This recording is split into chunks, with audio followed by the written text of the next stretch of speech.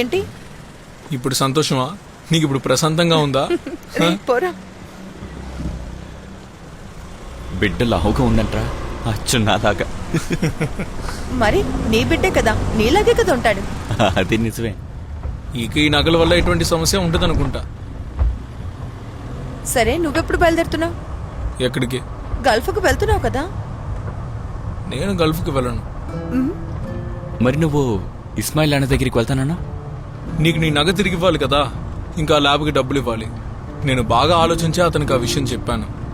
ఫ్లైట్లు మళ్ళీ తిరిగి వెళ్లేలోగా నేను అతనికి డబ్బులు ఇచ్చేస్తాను. ఎట్టి పరిస్థితుల్లోనూ గల్ఫ్కి వెళ్ళను. ఏంటో నీ ఇష్టం. రే బచ్చు, తెలివైన వాడు వేరా. పక్కన ఆపండి.